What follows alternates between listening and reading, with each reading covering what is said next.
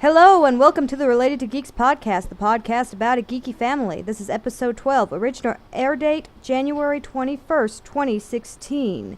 My name's Megan. I am the youngest of the siblings as well as your host, and tonight with us is my brother Kier. Hello. My sister Sarah. And our very own robot dad. Yeah. So if this is your first time listening, we do this podcast in 3 sections. We're going to start off with what's caused us to geek out lately. Then we'll do a topic of the week, and we'll wrap things up with our picks of the week.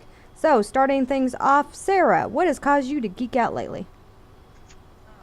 So a couple of weekends ago was the Craft and Hobby Association big trade show in Anaheim. And I kind of make it a thing after it's done to watch all of the videos from all of the stuff that interests me, which for the most part is scrapbooking. And so I spent a good chunk of the last few days looking at different videos of all the products that are being released over the next few months, and I find that pretty exciting. Not as much innovative this year as what I've seen in the past few years, but there was still some stuff that I hadn't seen before that I'm excited about.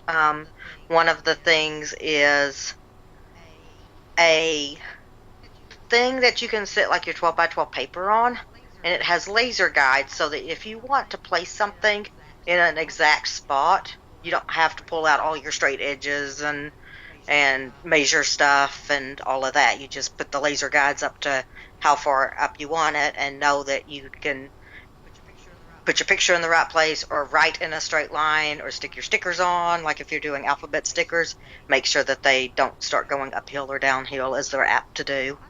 So I thought that was pretty cool. I don't know that I'll invest in it, but I think it's a cool little gadget. Yeah, straight lines are definitely my enemy, so anything that aid in that. Plus, another thing... I was just going to say plus lasers, so... That makes everything better. Lasers make everything better. We used to use lasers to survey out drain pipes, because let me tell you, if that drain pipe following the line of laser, it's going to drain. So another thing that I saw, and this actually made one of their, they do kind of a best of show, or I don't know what exactly it's called, but for each of the different categories, and this actually won for like cake and food. Cake decorating and food, even though it's a craft knife. But it's so it's usable for everything. But it's a retractable craft knife. You can operate it with one hand. And one of the things that I really like about it is you don't have to worry about losing your cap from your. I'm with you. And that just happened to us, so I was like, oh, this is so cool. And it comes in like 3 different blade types, so I don't think it's got quite as many options as like an X-Acto does, but it's pretty inexpensive. I think they're $5 a piece, and you can buy the set right now from their website. It's called the PenBlade knife, PenBladeKnife.com, and you can buy it from their website directly, and I think it was like $12 if you buy all 3 together. So I might be doing that at some point and testing them out. Well, if you do, let me know how good they are. Yeah, I've had like the Olfa break-off knives that are retractable, but they aren't good for detail cutting like an X-Acto knife is, like a craft knife is. So I'm super interested to see how these work. And it won a best of show kind of thing, so I have to imagine it's pretty good. Yeah, it's probably alright. It did win for food and cake decorating, though, so, you know. That's the part that I'm trying to wrap my head around. Yeah. I watched a video, and they had people, they were showing cutting fondant with it, and they were showing, like, radishes, like, doing the radish flowers and stuff like that in the video. But, of course, they also had leather and cloth and paper and everything else you would expect. Well, wasn't there that like super like fancy knife that they were trying to sell on TV for a while, where they're like, oh, you can cut all these things, you can cut through like plastic and all these things, but don't worry, it's still sharp enough to cut through your tomato and have a perfect slice every time. So I don't think it's that, but it's what it reminds me of is that concept of it's got so many uses. I got to watch all of the new lines that are coming out and see all the pretty stuff, and that's always exciting. I don't buy a huge amount of paper scrapbooking stuff anymore, but occasionally there's something that's like super cool that or pretty or whatever that I just know that I want. Very cool. All right. Dad, what's caused you to geek out lately? Well, I've been geeking out about the Porteus Linux distribution. And it's based on Slackware, and for some reason, a lot of these Slackware derivatives are designed to be, live CD or USB key. And that's what this is. Porteus is God of the Sea, but it's also means portable. And they have an interesting webpage, build.porteus.org. And you select your own defaults, choose your own word processor browser, whether you need a compile environment, all that kind of stuff. And you might want to turn your volume down to 25% because at 75% it starts up pretty loud. And then it builds you a custom distribution ISO, so you can burn that to your USB key and have your favorite word processor and your favorite browser on your USB key and put it into that, wherever you're at. And the ISOs are like the ones I've seen are anywhere from like 250 megabytes to 500 megabytes. So they're CD size and fit on a USB key easily. And you can also install it on a hard drive. I got interested in it because it's lightweight. I ran it on an old system I have here, a Athlon 2500 Plus with 512 meg RAM. So that's what I would call a pretty good system about 15 years ago. And it would not, I ran Firefox and it would not show the YouTube videos. It was older Firefox and had the flash problem and all that. But I was able to download YouTube videos and play them in MPlayer. So for 512 meg RAM, I call that a success. Very lightweight. Yeah. Pretty interesting. All right. I don't have anything to add to that because while I use Linux, I pretty much beyond Ubuntu and Xubuntu don't know much about the different operating systems underneath the Linux umbrella. So Kier may have something to add to that. Well, yeah. The one thing that I would say is something that I've said before is most people brag about how powerful their computers are, but not Dad. No. Well, I remember when I started college, when I started college, it was 2008, and I came in and I had a Windows 98 laptop that I would bring to certain things, and we would run emulators and stuff on it through DOS, and people were like freaking out over this computer. Like all of the people who are in the computer science department that I just crossed paths with because I was in various geeky groups, loved that laptop. We're so excited anytime I brought out that laptop because they just got to play old ROMs and stuff in DOS. When I started college, we owned a computer, which was pretty exciting.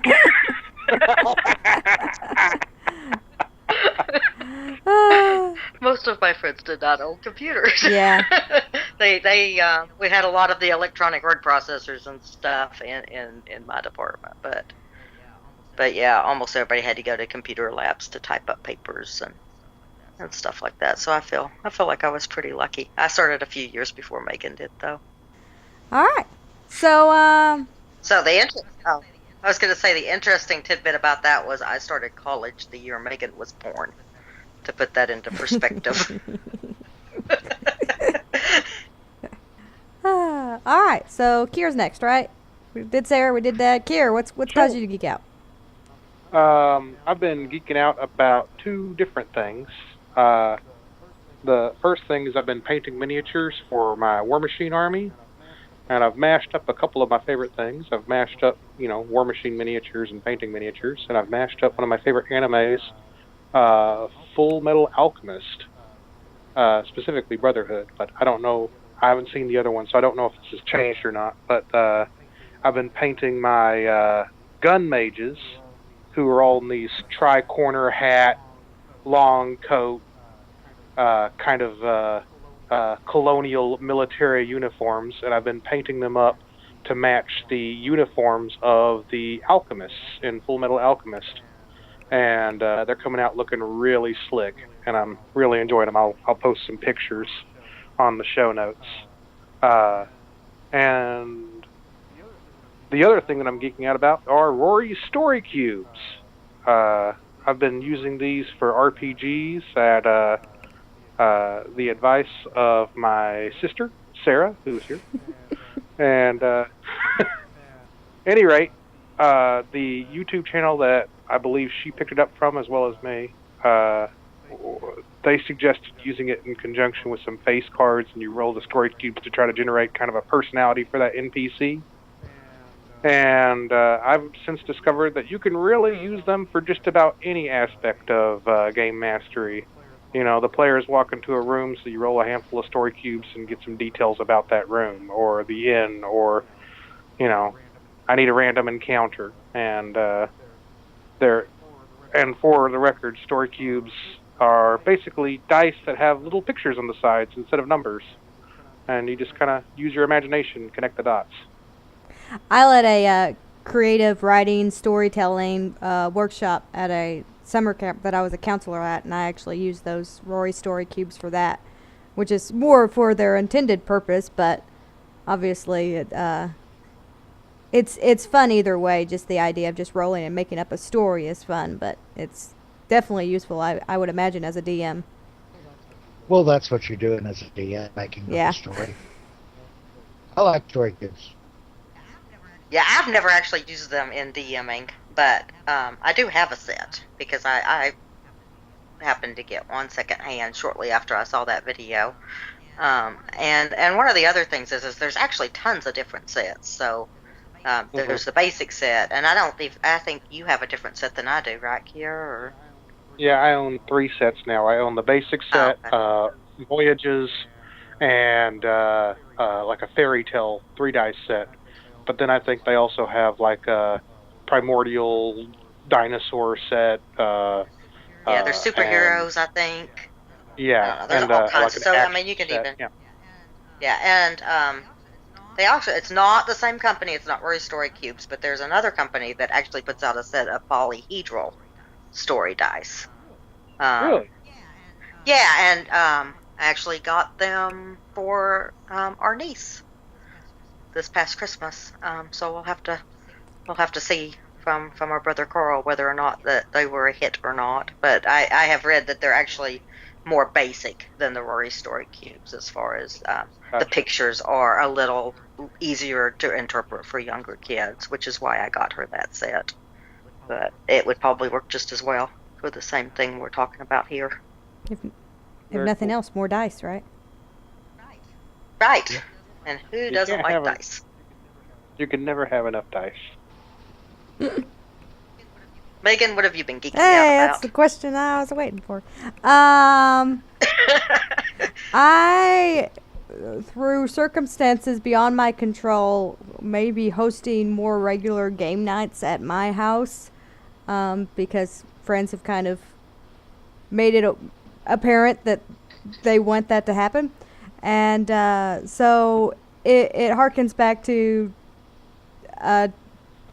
when I was in college. I did a game day every Friday for a certain group of friends, and it was a lot of fun. It was a lot of work because it wasn't actually at my house. It was at a common place on campus, and it was a lot of fun, and we had the same group of people get together every week, but we didn't have a certain game in mind. We just would play different board games and video games, or watch a movie, or just have some activity going back to that. And I miss that. I miss that a lot. And so the idea of that starting back up and actually being at my house so I don't have to pack 6 boxes of stuff every time we have one is amazing to me.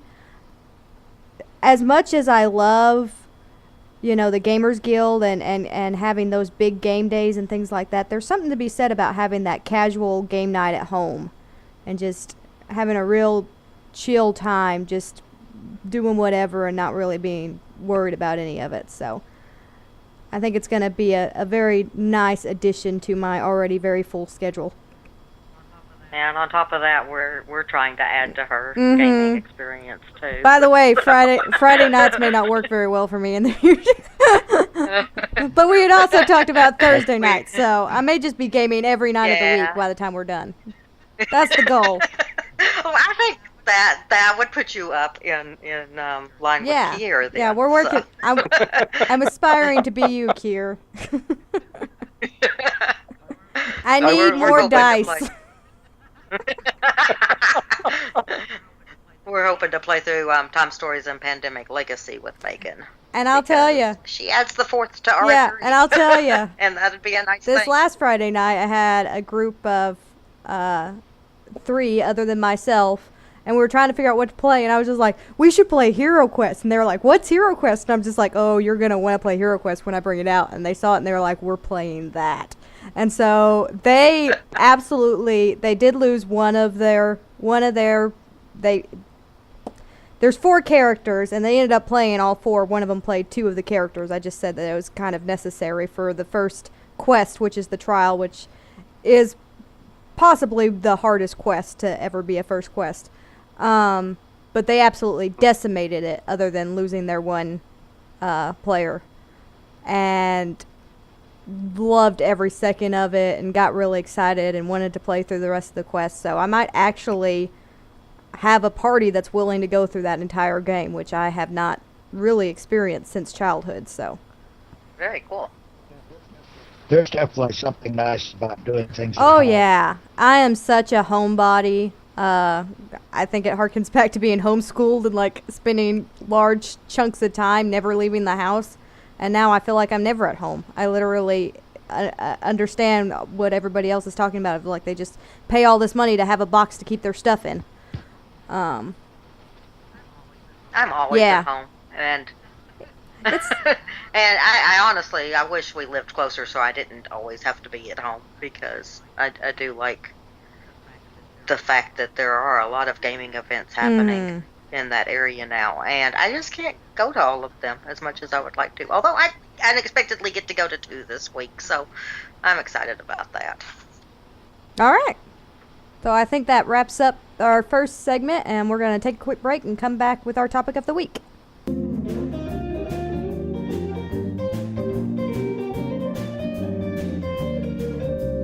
You're listening to the Related to Geeks podcast, the podcast about a geeky family. Find more episodes at our website, relatedtogeeks.com, and you can enjoy our videos on our YouTube channel. All right, everybody, welcome back. Our topic of the week is our most anticipated project of 2016. Everybody gets one and only one, so we're just going to go around and everybody's going to talk about their most anticipated project for this year and just share a little bit about why we're excited about it. So I'm actually going to start on this one because I hardly ever get to start on these. And I'm going to say that my most anticipated project of 2016 is what I'm calling the Geeky Bible Study, which I'm doing with my youth. And as a precursor to that, we've been doing a philosophical Bible study, which is just kind of helping them to get them in the right mindset. And literally all it is I write a philosophical, unanswerable question on the board. The first week we did, what is God? And the second week we did God create us, or did we create God? And we've had a lot of really fun, interesting conversations and a lot of confused faces staring back at me, and it's been a blast that entire time. But as we kind of, exhaust all the material there, we're going to go into the Geeky Bible Study, which is going to delve into a lot of different religions and mythologies and kind of do a lot of compare and contrast and things like that. And already some of the youth members that I have in the philosophical Bible study are trying to make those comparisons. Some of them happen to be related to me, so that might be right. But others are not related to me and are still bringing up stuff from like Norse mythology and Greek mythology in the discussion. So I'm very excited about this whole project that is coming up. Even though they're not related to you, they might still be related to It's geeks. true.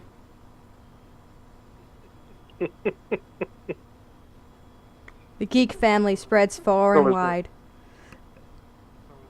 So is there any particular topic in there that you're excited about? One that I really, the two that I know that I want to touch on is the concept of the forbidden fruit as a theme throughout many mythologies.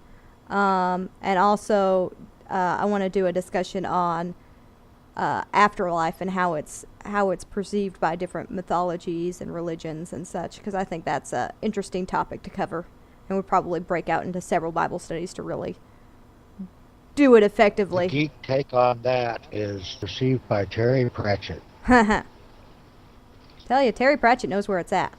Just force all my youth to read Terry Pratchett.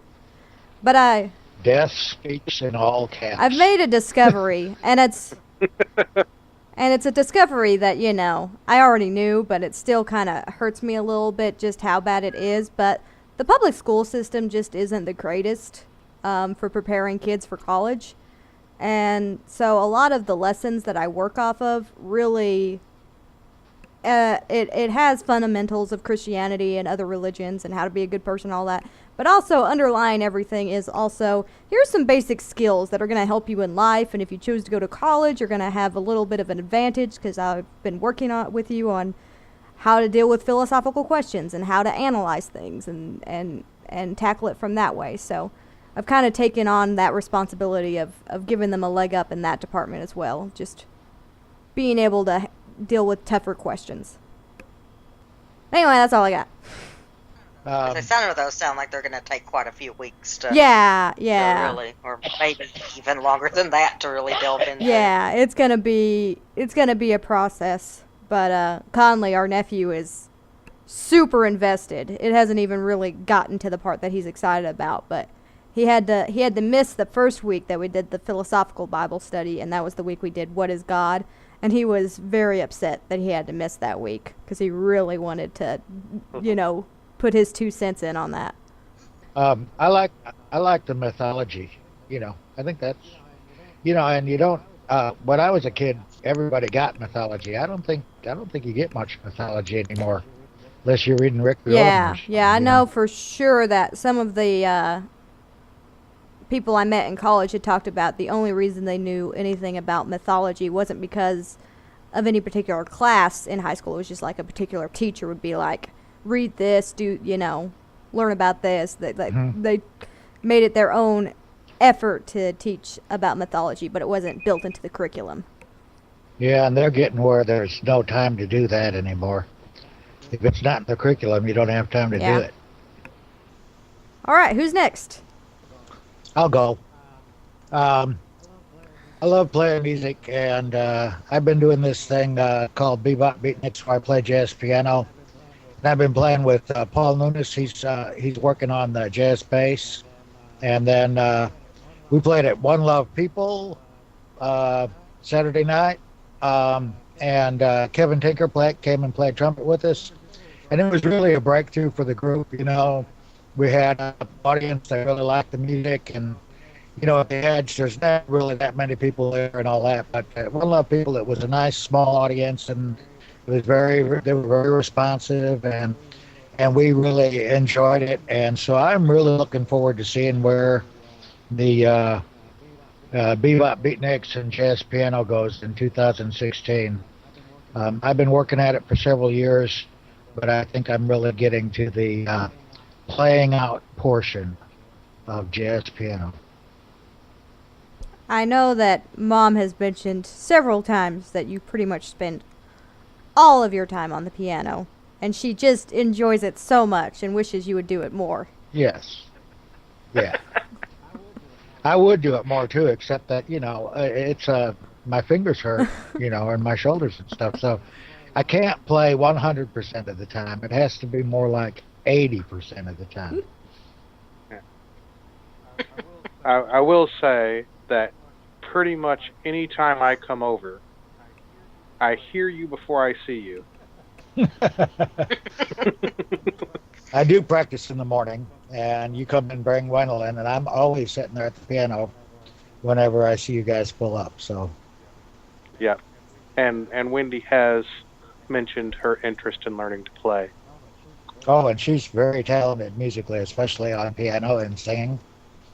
Yeah, I love listening to her sing. I was going to say, I can't remember a time, though, growing up that there wasn't, Dad wasn't doing some sort of music. I mean, it was just, he either had a guitar at his lap or was sitting at the piano or even occasionally brought out a horn. Especially on Christmas morning. Yeah, and I'm Yes. I'm thinking more about the horns too. I'm thinking of getting an iwi. It's an iwi. An iwi is an electronic wind instrument.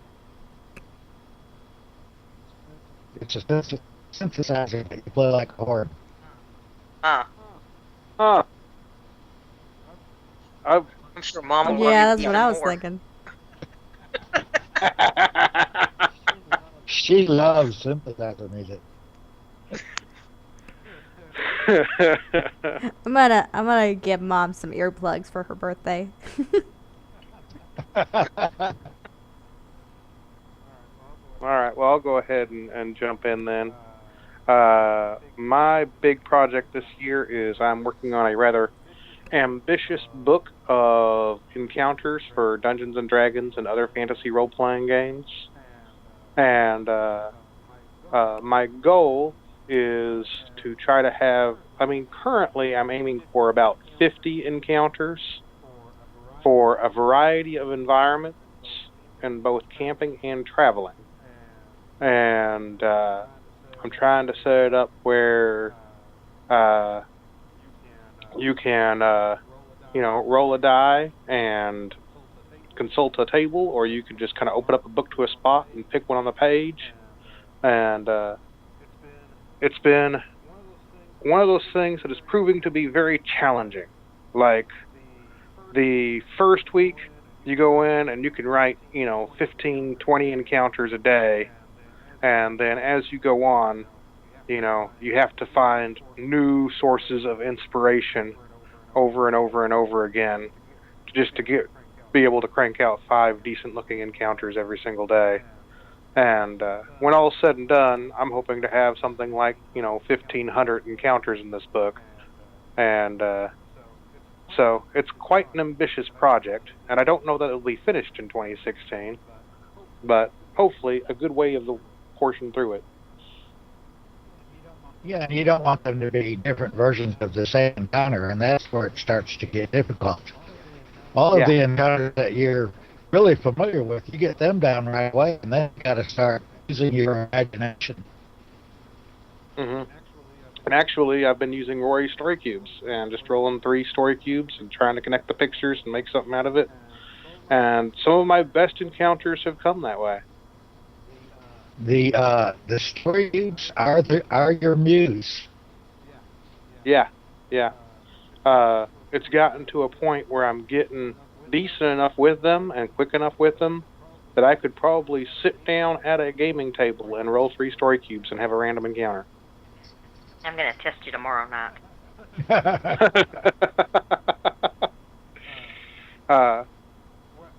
What I find when it comes to the story cubes and generating random encounters is sometimes you roll something and it'll be very obvious what it is. You get like a giant and a bridge and a bag of money. And you're like, oh, okay, there's sort of a giant guarding a bridge and he wants a toll for you to pass his bridge or something like that. And sometimes it's really something where you have to think and think of different ways to interpret those pictures. And I find that those tend to generate my best encounters. Like, one of my favorites I've done so far, and I cannot remember what I rolled to get this one, but I love this encounter so much, and I can't wait to use it. And it's, the party's in a busy town square in the market, and all of a sudden this shady-looking guy walks up to one of the members in the party, and he hands him a pouch discreetly. And he says, instructions are in the bag, along with half of the money up front. You have until tomorrow. And he gets ready to slink away. And then, party member might get confused. If they say something like, what are you talking about? He'll, slyly put his finger alongside his nose and say, exactly. and a guard will come around, and he'll just have to run off as quickly as he can. And then, like a half hour later, in the same market, the party member spots a guy who looks suspiciously like himself, and he's sitting there all impatient. Oh. And I like that encounter because yeah, Shakespearean. It sets up all these different scenarios. What's the job? Can I go into this pouch? Oh, I'm supposed to steal something. This guy. Do I give this to this guy and explain what's going on? Do I turn this into the guards? Do I go and do the job and try to collect the money? Yeah, we were talking about this when actually Kier called me and told me about it, and he was like, I just like that there's so many different plot hooks in one little simple roll of the dice. It is kind of baffling. I could see that being played out so many different ways, and I could see it being played out almost instantaneously. Like, as soon as you get the bag, you react, and then it's over. But then if you hold on to the bag a little bit and mull it over and encounter the other guy, then that's a whole nother realm of what are we gonna do. So, that's neat. I like it. All right, Sarah. I think you're all that's left. Everybody gets one. A couple of... well, not this past Christmas, but the Christmas before that. I had set up a wall. I have a little, like, 1.5-foot wide wall between my living room and kitchen. And I had set up an advent calendar with activities and stuff for my daughter in it.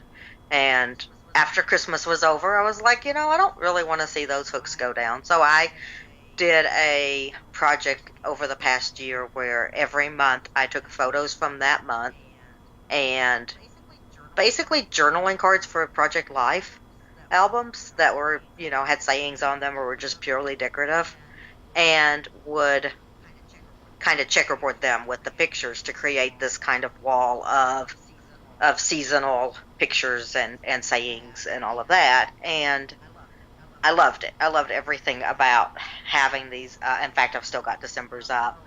So instead of taking them down again, I've come up with another project for this wall of little 3M clips. And this year, I'm hoping to do a small cross stitch that'll fit into each one of those things. So it'll kind of grow as the year goes on. As opposed to having all of the hooks filled up at the beginning. But they're clear, and they're really not that noticeable if you don't have anything hanging on them. So if I just kind of, start up in a corner and then move down, a few and over, I don't think it'll be super obvious that I'm not filling the space. But it's going to limit me to really small projects because they're made for 3x4 pictures and cards. So I'm excited because I like doing cross stitch, but I found that I really like doing small cross stitch. I'm not real good at doing the big, large things. I'll get started on it, and then 10 years later, it's still in the, the same state it was when I put it up 3 months after I started on it, because it takes me a while. So I've been perusing Etsy a lot. There's a lot of really cool patterns on Etsy. That are pretty small. Like, there's one that's just a squid, and I'm like, I want to go get some variegated floss and do the squid in, like, purples and pinks and stuff, because I think that would be kind of cool. And I'll probably have a lot of geeky stuff on it, because that's the stuff that interests us. I'm going to look for, like, a D20 or something to put on one of them, because that'll be something small that really reflects our interests and stuff like that. What's that? Game sprites. I translated. Okay. Well, I'll tell you. I'll tell you, the first thing I thought when you were talking about it, and I know it's laid out on the grid, I was just like, oh, you could do Pac-Man, but you could make it to where you could, like, change it out and put it in different patterns. I did see a Pac-Man cross stitch that I thought about doing, because I played a lot of Pac-Man when I was a kid. A whole lot of Pac-Man. Do 12 squares or whatever, that when they're all done, make a whole Pac-Man board. Yeah, that's what she was. Just a bunch of dots. It should be easy. I think I would do a ghost before I would do Pac-Man if I was just to do one square with the Pac-Man theme. But there's a lot of those 80s video games that there's patterns for, and also it's already pixelated images, so it'd be pretty easy. That's the big thing. To come up with your own pattern. Perler beads are real common for that kind of stuff too. Just doing anything that you can kind of imitate those same pixel graphics. Might even throw in an Eevee for Liz. We'll see. I actually think I have an Eevee cross stitch pattern somewhere that I had downloaded. That would probably fit in that space, and I'll add the links to the blog post I did on the other projects that I did, so people have kind of an idea of what I'm talking about as far as what I've done, because it's kind of hard to visualize, I think, if you don't know what I'm talking about. But I think that'll be fun, and I'll try to take some pictures throughout the year if I'm successful. But one of those little cross stitches, a 3x4, I can do in a week, just while I'm watching TV or whatever, or YouTube videos. So, I'm excited to give it a shot. That works as long as it's in English. But if you're watching Japanese stuff with English text, you have to actually watch. Yeah. I hate that. Anything with subtitles is terrible. Yeah, subtitles. You can't eat at the same time or anything. You just gotta watch it, reading all of it. So yeah, that's my. It's not even a super ambitious project, but it's something I would like to do. Well, pretty ambitious when you think of it. One every month. Yeah. Well, I'm actually. It would be. It's 24 spots. 24. Oh, two. Yeah. That sounds really ambitious. I'd really like what I'd really like to do is have it filled up before the end of the year, so that I could then start working on Christmas ones to put up for the month of December. So I'd really like to do 48, but we'll see. And I do actually have quite a few Christmas ones. That's not ambitious at all. You're right. That's the least ambitious I've ever heard. I want to do a cross stitch a week. Yeah, but I'm really talking about ones that only take a few hours to do. So, really, truly, it would be a cross stitch a week about, especially at this point where it's, almost the end of January and I haven't done anything towards it. Now, I do have quite a few small Christmas ones. You better get with that cross stitching. And like you said, Sarah, the nice thing about those types of activities is you can do them while you're naturally already watching TV or something like that, because that, generally speaking, is built into your week somewhere. Yeah, you can do them while you're pretending to listen to your family talk. I tend to do a lot of like playing Candy Crush and stuff like that while I'm watching TV. So this seems like a little bit more productive use of my time. And I don't like to just sit and watch TV. I never have. I've always cross-stitched or crocheted or knitted or something. So, and then the phone came out and it's like, oh, Candy Crush. So, I'd like to get back to doing something a little more creative during that time. The real trick is being able to play Candy Crush and cross-stitch at the same time. Yeah, I'm not going to try that one. I do scrapbook and watch TV, though. So I'm not entirely. I do some things still. It's all fun and games until you stab your phone with a needle. Yeah. We're gonna crush that camera. All right. So that's everybody, right? One and done. That means that segment's over, and we're gonna take another break and come back with our picks of the week. Be right back. Thanks for enjoying the Related to Geeks podcast. Download the podcast MP3s at our website, relatedtogeeks.com. You can also listen on our YouTube channel and our Tumblr. Check out our show notes for links and credits.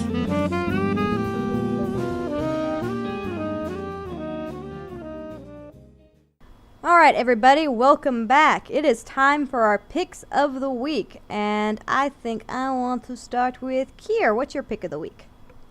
My pick of the week is a Broadway musical that came out, I guess, last year now. And it's called Hamilton. I don't know if you guys have heard of this or not. I have. I haven't. So Hamilton is a Broadway musical by Lin-Manuel Miranda, and he's done. This is his second musical, and he won a Tony for his first one, and he's probably going to win a Tony for this one. And it is wonderful. It is kind of a biography of Alexander Hamilton, but all of the roles of all of the American revolutionaries and various people in the story are portrayed by minorities. And in fact, the only role in the entire play that's played by a white guy is King George. And it's done up in kind of a hip-hop and rap music. And it is absolutely stunning, wonderful, fantastically written music. And my family has been listening to it non-stop for probably the last 2 or 3 weeks. I've heard absolutely wonderful things about it. Of course, I've not seen it, or even really, I've heard some of the music, but I haven't sat down and listened to the soundtrack or anything. Yeah, we've probably listened to the soundtrack like 8 times now. Well, when I was in high school, some of my friends wrote a play called Hamilton, and it was Hamlet. Okay? And I don't remember much about it, except I do remember this, that one constant refrain was Hamilton going, "I must avenge my father's death." And that's the only line I really remember. That's a different Hamilton entirely, but nonetheless. What he's saying is that it's been done already. But everyone was white, and it wasn't in the American Revolution, and there was no hip-hop because it hadn't been invented yet. Our dad is that old. I'm so old I can remember when there wasn't even rap music. Instead, we had talking blues. I was definitely alive when rap music became mainstream. Good for you. I don't know what to add to that. I don't know that I was alive before rap music was a thing, but it was not a widespread thing. Well, your Uncle Ken has a theory about rap music. He remembers when there was austerity in California, and they took music out of the curricula. And the next thing you know, we had rap music. All those kids used to learn to play horns. They made up their own. Actually, hip-hop is very creative. I'm not really a big fan in that I don't spend a lot of time listening to it, but I am a really big fan in that I really appreciate what the artists are doing. Well, you should do yourself a favor and listen to a few songs from Hamilton. I will. Enjoy it. Yeah, I mean, it sounds like something I'm fully on board with, so that is in my near future, I assume. Okay, so Dad, what's your pick of the week? My pick of the week is a software called FlatPress. And FlatPress is a blogging platform that I installed with Spectaculous, but I imagine it's really easy to install anyway because there's no database, no MySQL in FlatPress. It gets its name from the fact that everything is in text files, which are also called flat files. So that means backing up your FlatPress is really easy because you don't have to back up databases and web space. You just have to back up your web space. In fact, all of the data and configuration for your FlatPress install is in one folder, the FP-content folder. And if you have a backup of that one folder, then you've got your whole blog right there in one folder. because you can always install and then put that folder in there, and there's your FlatPress. My take on it is it's not as flexible as WordPress, not as many plugins and stuff like that, add-ons, but it's very easy to set up and use.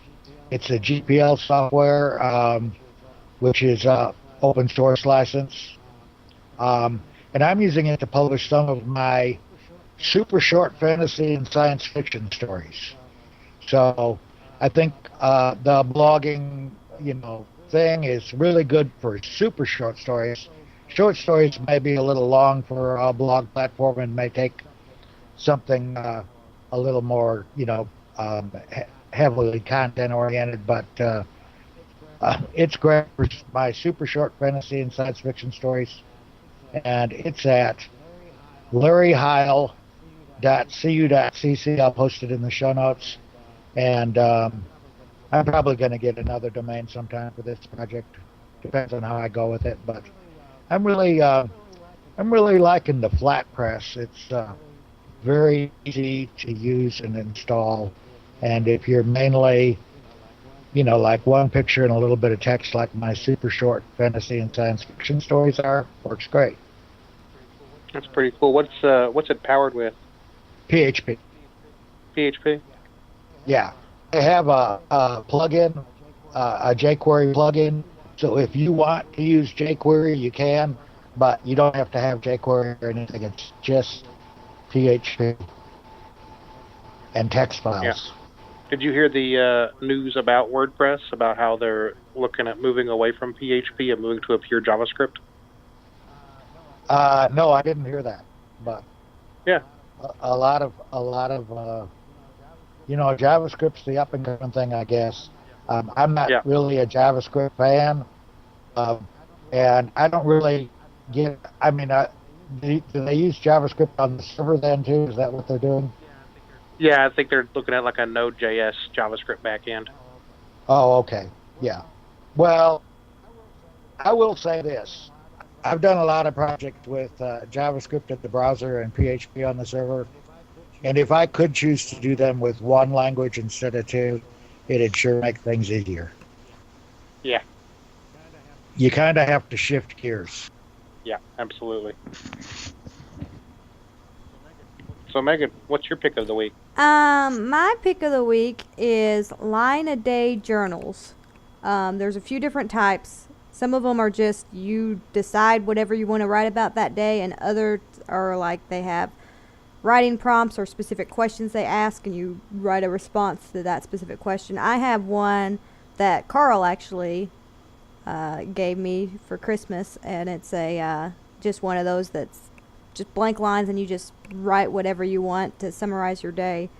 But it's neat because they're also referred to as 5-year journals a lot, because with just a line a day is all you have to write in. You can write a lot in a single journal and, have it cover a long range of time in your life. So typically speaking, they set them up to be 5-year journals, and they set up the pages to where every day of the year is on the same page.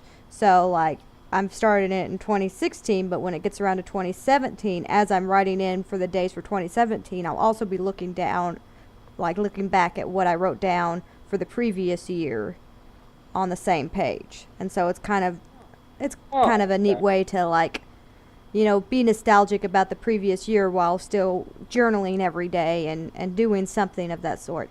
It also works really well for, the ADD of today's society and the 140 characters or less, because you just get to fill out that little spot, and you can actually write an impressive amount of, what your day was like in just a few short words.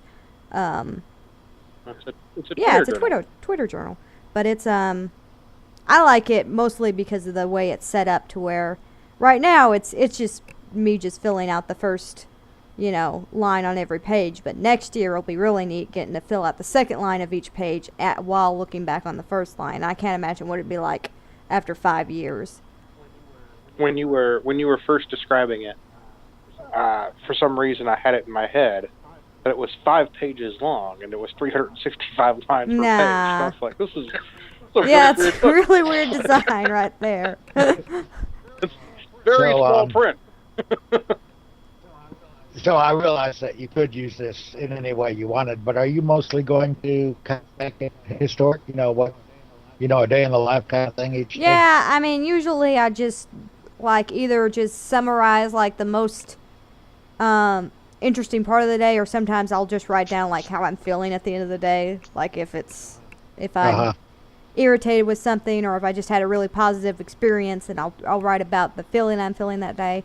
There are definitely ones that are more focused, and ones that I'm really intrigued by, but don't really apply to me because I don't have children, but they have ones that are designed to where you ask your child the question and you write in their answers, and you start them at as soon as they start talking, and you ask them, and they go for several years, and so you get to see your child's answer to these. So anyway, you get to see your child's answers. Happy New Year! You get to see your child's answers. I can't get this line out to save my life.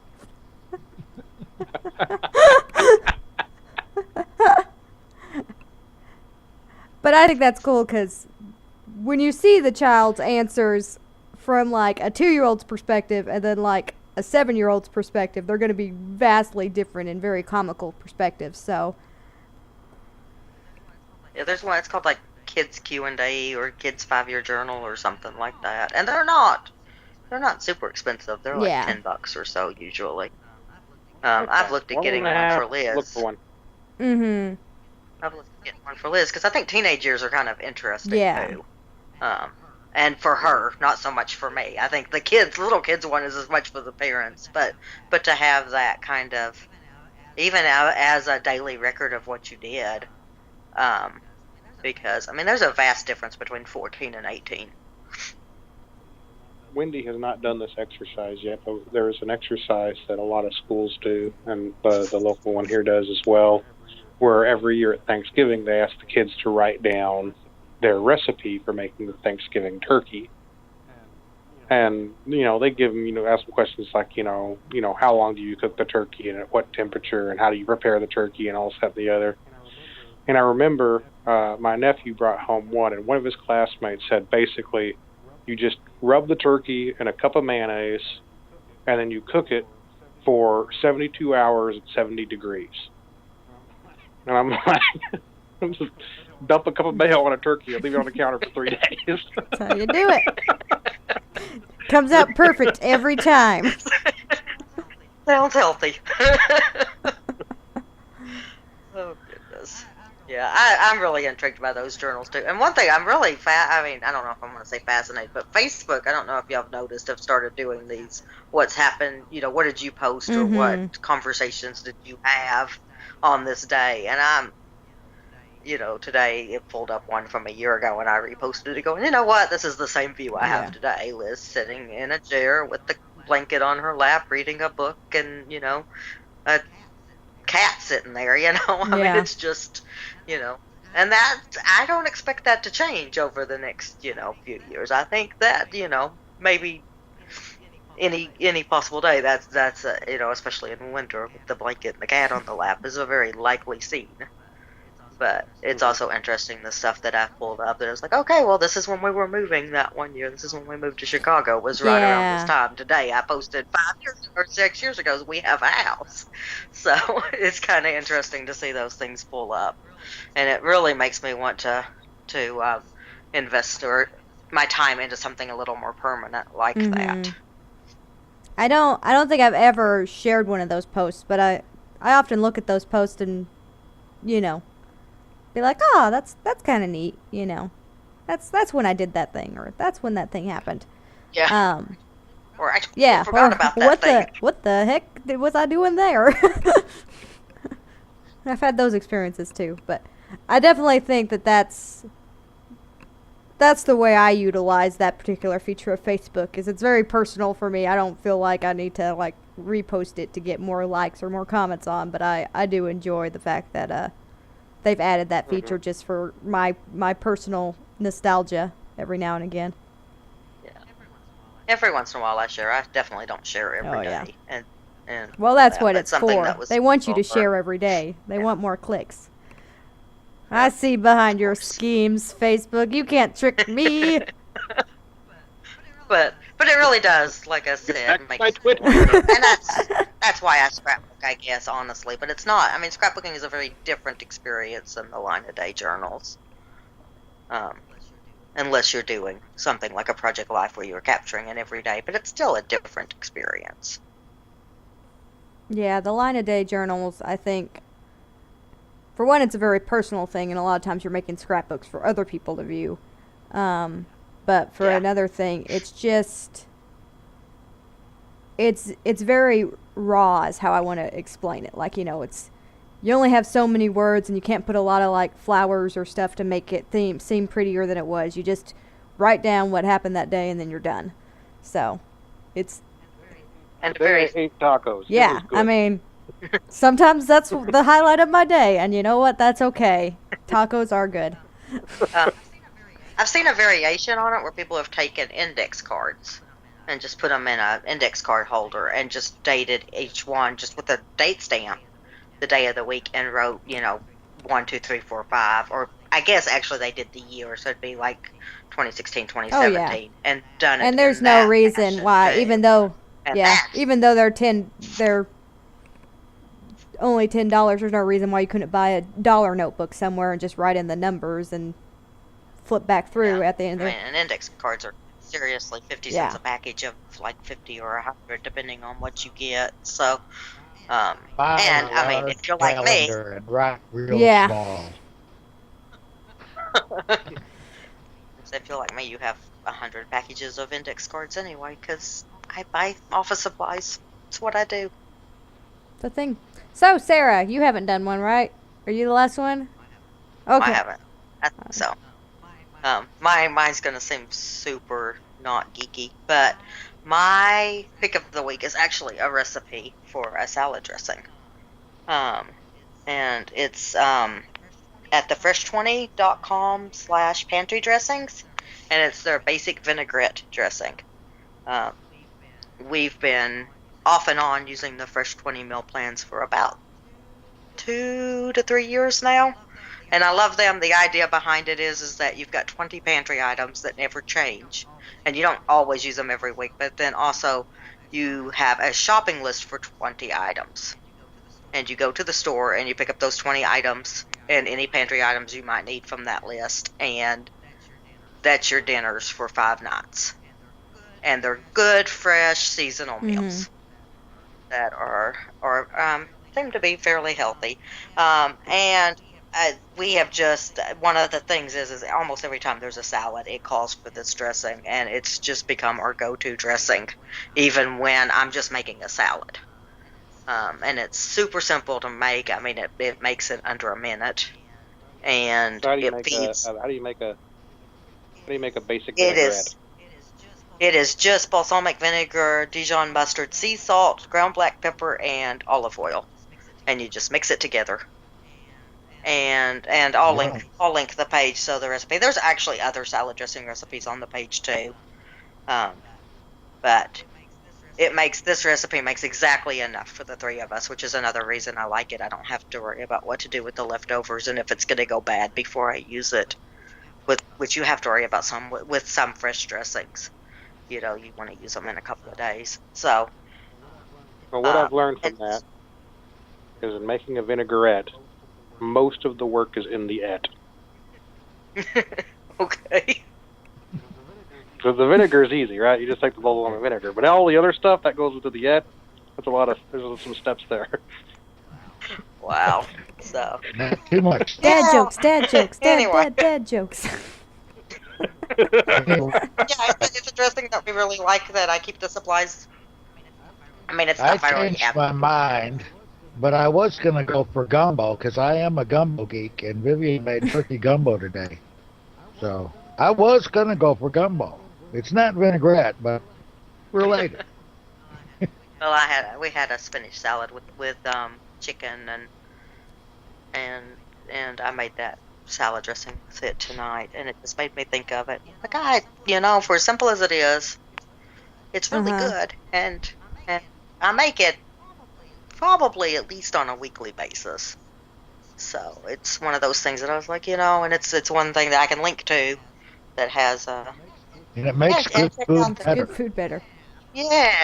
Well, and Sarah, something I'm gonna touch on very briefly, and I'll probably bring it up again in a future podcast, but I want to touch on it briefly because it goes along with what you're talking about. But I also want to go to sleep at some point. Is this year for Lent, I've decided to give up meat. And so I'm going to be eating a lot more vegetables to make up for that lack of meat in my life. And so I think the recipe is going to be one that I'm going to try because salads are definitely... You're going to need I'm going to need that vinaigrette. But I tell you. But yeah. I've been dwelling on it for a while and be like... I tried to need some vinaigrette, but it just got all over the board. And it didn't, ball up at all. Huh? What? I don't think any of us got that one. He's so proud of himself right now. Perfect joke right there. Perfect joke. The one that nobody gets. Oh gosh. Actually, the perfect joke is the one where one person gets it and is rolling on the floor laughing, and everyone else completely over their head. I like the sound effect. I know you did the hand motion too, but I like the Yep, hand motion. You could see the hand motion in the sound effect. Anyway. Yeah. So yeah, we had it for dinner tonight, so I thought I would pick that because it's become a household favorite. Well, yeah, and I've been, planning on doing some vinaigrettes myself when I started switching to more salads for lunch and things like that. So I'll probably try that recipe because it seems like it's a good one and easy to boot. On a side note, have you done the salad in a mason jar? I have not, just because I don't have it works. Mason jars really. They're fairly inexpensive, but it's nice to be able to prep everything at once if you're already cutting up stuff and we're not having to worry about it. But I used to do it for Devin for lunches, and we did one where I think it was over a week later, and we had a couple left in the fridge, and I brought them down for dinner that we were having at Mom and Dad's. And other than, I think, the cucumbers, everything else was still really nice and crisp and fresh. Yeah. Well, I've definitely sealed stuff in just regular Tupperware and stuff like that, and it lasted fine too. So it's so hard for me to want to buy things anymore. that whole minimalism thing, just it's put me off buying so much. So even though mason jars aren't really expensive and I have a use for them, it's still I really have to motivate myself to buy anything, which is a good place to be money wise. But there are times where I'm just if I could just buy that thing, it would make my life easier. But it'd also just be another thing that I'd have to keep up with. And that things tend to accumulate. Even when you're constantly getting rid of them, they still tend to accumulate. I've actually jumped on the getting rid of things bandwagon. I've been trying to get rid of one thing every day. Well, there's another... And it's proving to be difficult. There's a challenge that I'm thinking about doing, which... Gretchen, our sister, has said, I don't even think you have that many things left to get rid of, but there's a challenge where it's a 30-day challenge, and I'm going to see how far I can get, and I might even try to stretch it to 40 days and do it along with Lent, because that's just another thing that I can kind of tack on to that. But you get rid of the number of items that corresponds with that day. So for the first day, you would get rid of 1 item, second day 2 items, and it would just progress from there. And if I did it for 4... No, double the thing. No, that's... But even with, doing it 40 days would be 820 items I would have to get rid of. And I'm not sure if I have that many items still. I would have to dig deep to get that many items, but... I think I would do that opposite. Start with 40. Well, the thing is, I've already done my mass purge. And so the idea of building up, it causes you to really think about things. And I know there's lots of stuff around my, like, there's definitely stuff that's in my truck or just stuff that's kind of floated around my yard forever that I just kind of left there. It's kind of become part of the scenery, and it really makes you think about those types of things and be like, you know, why do I still have this here? So, Yeah. that's what I need. They want to throw away a bag of rice. Done. Huh? Done for the entire month. Throw Bag bag of of rice. rice. Bag of rice. Yeah, when you're talking about this type of when you're talking about this type of project, that's when you start opening up like your drawer that you keep all of your random loose nails in and be like, all right, well, that one's kind of bent, let's get rid of that one. Okay, well, that one's that doesn't go to anything I have, let's get rid of that one. You just get real nitpicky about it. But we'll see. All right, I think we're done, right? Everybody's done a thing. The nails just because they're bad. Yeah. If you got to get rid of 820 items, you do what you got to do, Dad.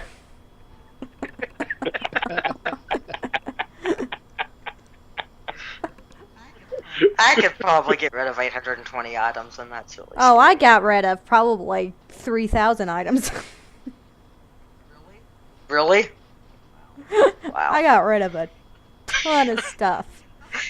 The whole thought of that just makes me hyperventilate.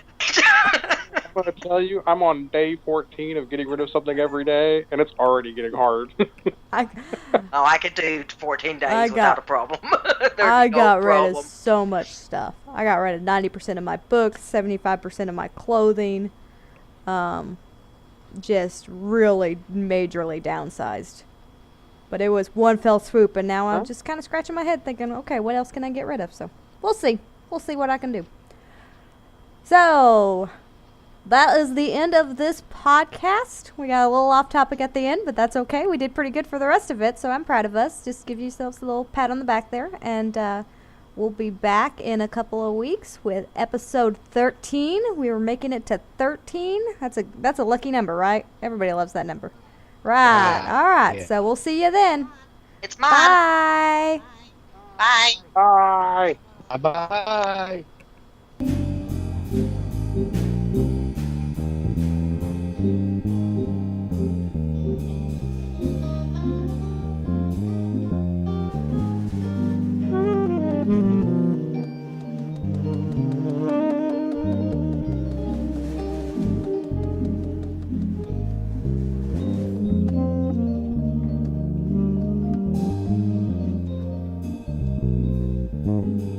Dooba dooba dooba. Hey, Kier.